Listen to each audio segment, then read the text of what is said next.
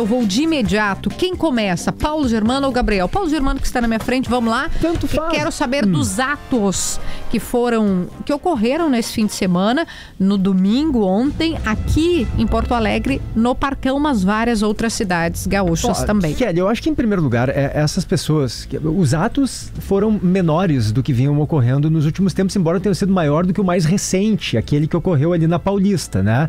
Mas se a gente compara de modo geral, eles vêm diminuindo. Ainda que sejam expressivos, eu não estou dizendo assim, que eles não têm relevância, tem muita sim, mas durante muito tempo, eu acho importante deixar claro isso, que as pessoas que estão ali, elas não estão defendendo o Bolsonaro somente, né?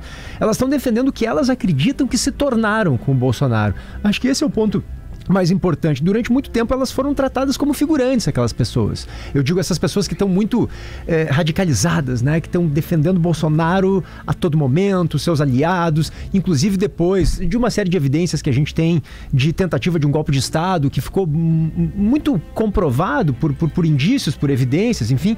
Mas essas pessoas viraram protagonistas de uma narrativa em que os cidadãos de bem estariam sob ataque, né? Ataque da imprensa, ataque do Supremo, ataque dos artistas, ataque dos professores, dos globalistas, dos comunistas. Então, para elas, isso não é um debate político mais, né? É uma guerra moral, é uma cruzada, é uma luta do bem contra o mal. Então, não é algo que conceba negociação, que conceba argumentação. Não, é ganhar ou perder, é guerra.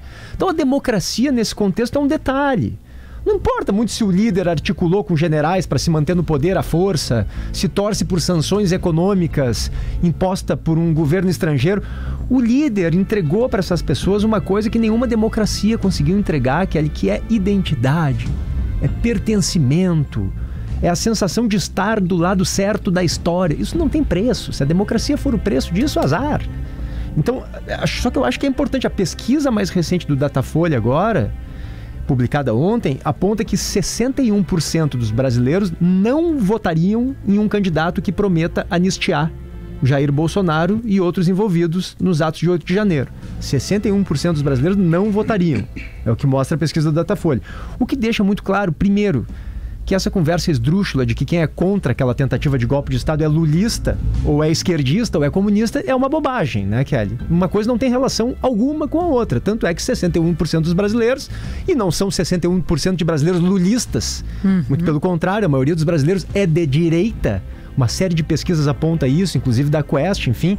Mas a grande parte dos brasileiros, neste momento, pelo menos, não está disposta a votar em quem decidir ou quem prometer anistiar Jair Bolsonaro e seus aliados. Outra coisa que essa pesquisa me parece deixar claro é que os candidatos de direita vão ter que rever as suas estratégias, né? Porque ficar vestindo camisa da seleção o tempo todo e defendendo Bolsonaro não é uma boa, segundo essa pesquisa, e é o que já mostrou essas manifestações de ontem, onde não estavam Caiado, onde não estava o Ratinho Júnior, onde não estava o governador de São Paulo, Tarcísio. Eu me estendi demais.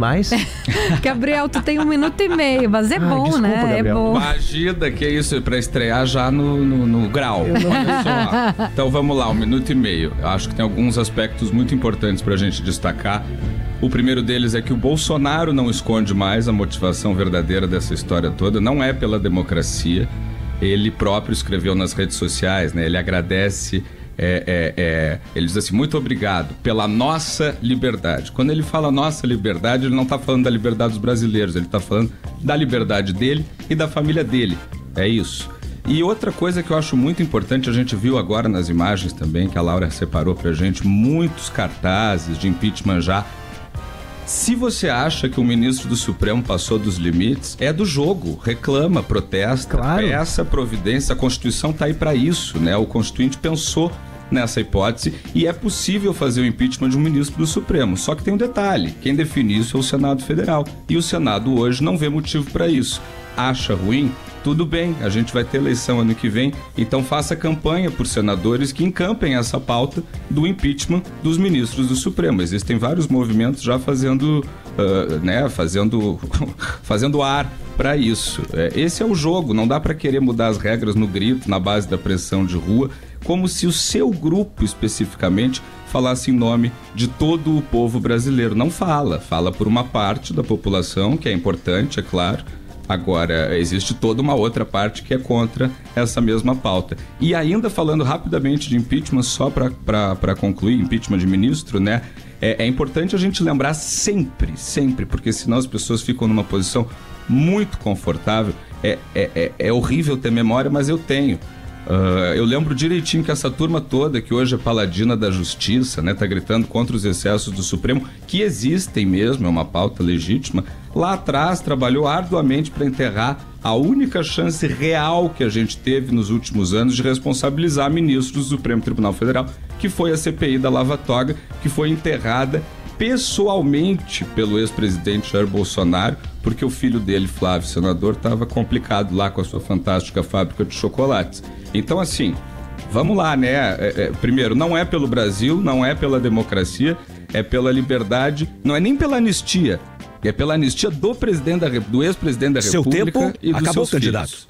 Perdão, foi. Gabriel PG, A culpa foi minha.